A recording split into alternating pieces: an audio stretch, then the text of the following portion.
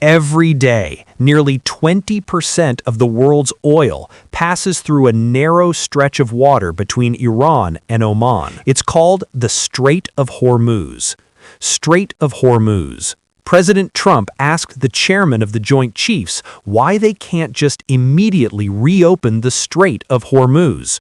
It's one of the many countries hoping the U.S. can reopen the nearby Strait of Hormuz.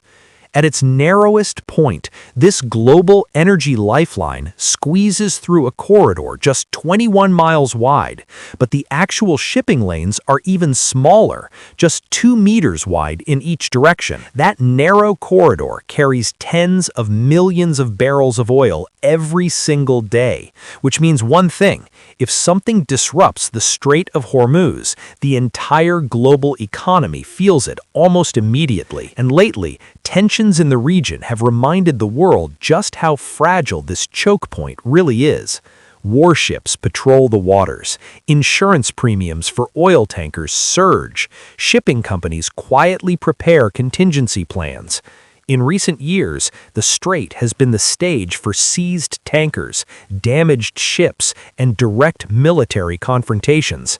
It is one of the few places on Earth where a single miscalculation could ignite a wider conflict. Please take a moment to subscribe and like the video. It really helps the channel. The strait isn't officially closed, but the possibility that it could be disrupted is enough to send global energy markets into panic. And that panic doesn't stay on trading floors. A disruption here wouldn't just be a geopolitical crisis. It would mean higher fuel prices, rising transportation costs, and more expensive goods on store shelves, felt from New York to Tokyo. Which raises a fascinating question. What if ships didn't have to pass through the Strait of Hormuz at all? For decades, engineers and strategists have discussed a radical idea: a massive canal cutting through the mountains of Oman's Musandam Peninsula, allowing ships to bypass the strait entirely. On paper, it sounds like the ultimate solution, but reality has a way of making simple ideas much more complicated. To understand the canal idea, you first have to understand the geography. The Persian Gulf is home to some of the largest oil producers on Earth: Saudi Arabia, Iraq, Kuwait, Qatar, the United Arab Emirates. Almost every tanker leaving these countries must pass through a single exit, the Strait of Hormuz. Roughly 20 million barrels of oil move through this corridor every single day. That's about 1/5 of global oil consumption. Few places on Earth carry this level of economic importance, and unlike many other trade routes, there are very few alternatives. Some countries have tried to reduce their dependence on the strait. Saudi Arabia built pipelines that move oil across the Arabian Peninsula to ports on the Red Sea. The UAE built a pipeline that connects its oil fields directly to the port of Fujairah, outside the Strait of Hormuz. But even combined, these pipelines can only carry a fraction of the oil that normally travels by tanker. For the rest of the world's energy supply, ships remain essential, which means the global economy still depends on this narrow gateway. And that dependency makes engineers very uncomfortable, because choke points concentrate risk, and few choke points on Earth are as sensitive as this one. Now look at the map again. At the northern tip of Oman lies a rugged piece of land called the Musandam Peninsula. It stretches into the Strait of Hormuz like a jagged mountain fortress. But here's the interesting part. In several places, the distance between the Persian Gulf and the Gulf of Oman is surprisingly short. Only a few dozen miles of land separate the two bodies of water, which raises an obvious idea. Why not dig a canal straight through the peninsula? Ships leaving the Persian Gulf could bypass the Strait of Hormuz entirely. Instead of navigating a narrow geopolitical choke point, tankers could sail directly into the open ocean. A brilliant idea on a flat map, but the terrain tells a very different story. The Musandam Peninsula is not flat desert. It's part of the Hajar Mountains, one of the most rugged landscapes in the Middle East.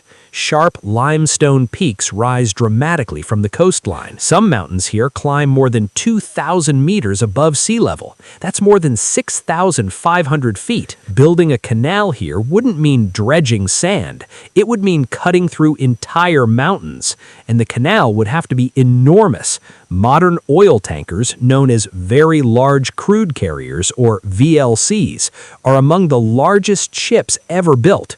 To accommodate them safely, a canal would need to be deep, wide, and stable enough for ships hundreds of meters long. The excavation required would be staggering. Millions upon millions of tons of rock would need to be blasted, cut, and removed. Entire mountain ridges would have to be reshaped. The environmental impact alone would be enormous, and the cost? Possibly hundreds of billions of dollars. To put that in perspective, even the massive Panama Canal expansion cost around $5 billion. A Musandam Canal could dwarf that many times over. But engineering is only half the challenge. Even if the technical challenges could somehow be solved, another obstacle immediately appears: politics. The Musandam Peninsula belongs to Oman, and as of today, there is no official plan to build a canal here. Oman's development strategy for the region focuses on tourism, ports, and regional infrastructure, not carving a shipping corridor through its mountains. A project of this scale would require extraordinary international cooperation. Regional governments would need to support it, investors would need to finance it, and long-term security guarantees would need to protect it. Because there is another uncomfortable truth: a canal would not eliminate vulnerability. It would simply move the choke point somewhere else. Instead of the Strait of Hormuz, global oil flows would depend on a single artificial canal, and like any canal, it could still be blocked. A grounded tanker, a targeted attack, or even a natural disaster, any one of these events could shut the route down overnight.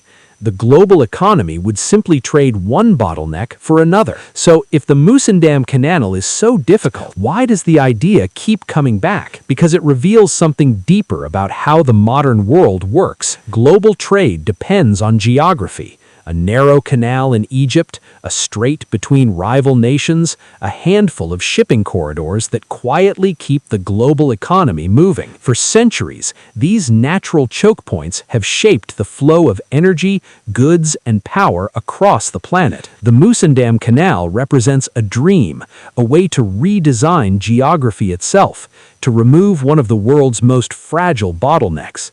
But reality is stubborn. Mountains are difficult to move. Politics is even harder. For now, the Strait of Hormuz remains exactly what it has always been, one of the most important and most vulnerable energy corridors on Earth. And as long as the world depends on it, the idea of a canal through Musandam will continue to capture the imagination of engineers, strategists, and anyone wondering just how fragile our global trade system really is.